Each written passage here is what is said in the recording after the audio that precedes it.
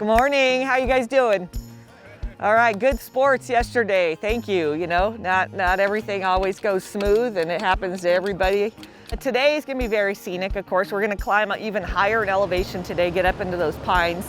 We're going to start out with 20 miles of pavement through some of the oldest settled parts of Arizona, and then we're going to climb up. We've got a long grade up to the top of Thumb Butte, and that is going to climb up. We're going to climb up about 3,000 feet in elevation, and we're going to get up top where we've got some great views. And around midday, we're going to work our way down into Prescott, the north end of Prescott, where we'll have a fuel stop.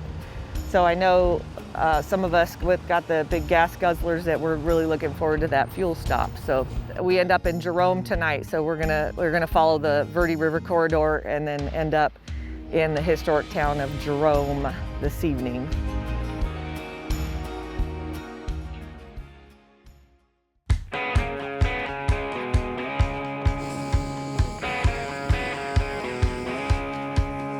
Looks like we had a visitor last night trying to get into the food van, but I don't think he got much.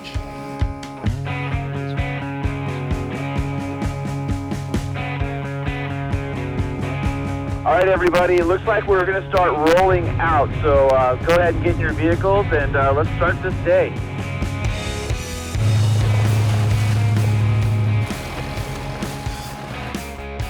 All right, well, obviously we have left Wagner and Walnut Grove. We're now headed towards Kirkland. This is one of the oldest white settlements in Arizona. So when the Mexican Army pulled out in 1856, there were just a few people here, including William Kirkland, and he became kind of a pillar of what few people were living here. And there were, of course, many Apache skirmishes in this area with the settlers. It wasn't until about 1865 that the U.S. cavalry started to really move strongly into this area. So there was about a 10-year time period where they were kind of on their own out here. But he was very practical, of course. He learned to trade with the Indians and basically tried not to be... so it's a good thing to not be the enemy of the Apaches.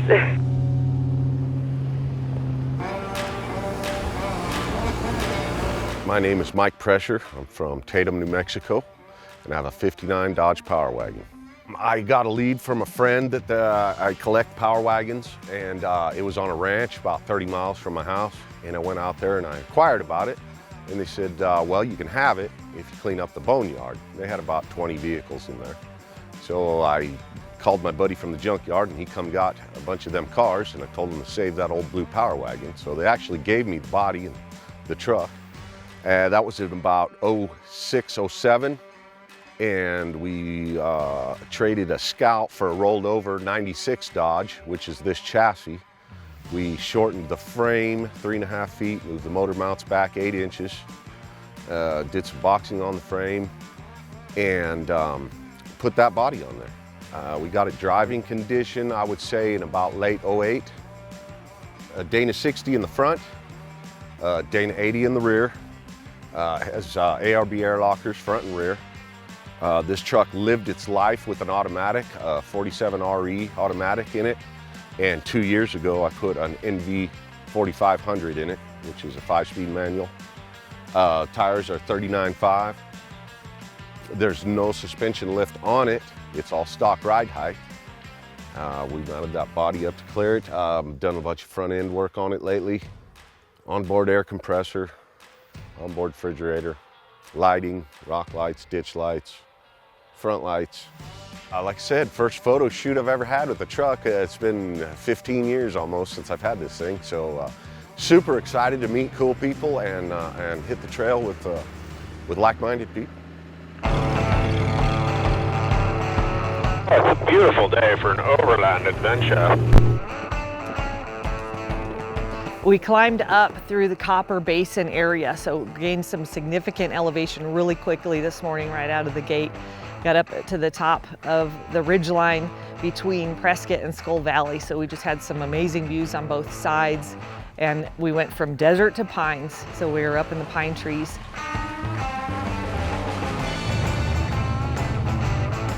Of course, in the entire state of Arizona, we actually only have one natural lake, and it's dry half the year. But interesting to note, as little water as we have in Arizona, Arizona actually has the highest per capita boat ownership of all 50 states. All right, and just so you all know, the end goal is to be at the Safeway gas station in Chino Valley. So you are turning left onto Willow Creek, and the grand finale of this highway excursion is going to be the roundabout. That's extra fun, especially with the trailers.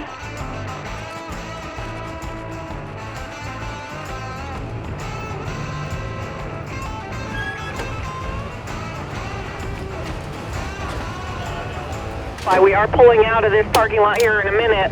We're going to head down to the Verde River. There's a beautiful little bridge and shaded area that we can hang out and do a lunch stop before our final push into Jerome.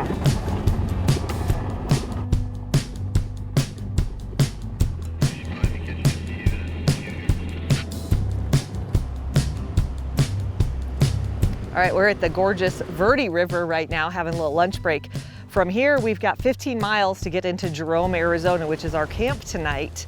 We're gonna wind up out of the River Canyon and catch what used to be the narrow gauge railroad going into Jerome. The tracks are no longer there, but we have a windy and gorgeous scenic road that's gonna give us some great views over the Sedona Red Rocks and some glimpses of Jerome as we wind through and drop down into that rowdy, ancient town, and I think we're going to probably make it a little rowdier tonight. Don't forget to spank out your air filters tonight. Dusty times now, boys. All right, if you guys all want to be gentlemen and let those less than sealed up vehicles get behind me and be nice, they only have to eat my dust, which is prodigious.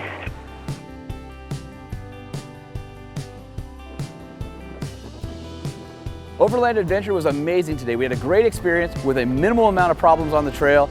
The cool thing about today was we ended it with an amazing cooking competition where everybody fixed their favorite overland food. I still haven't figured out which one was my favorite, but it's getting late, and tomorrow we have an early day for our final day on the trail for Overland Adventure 20.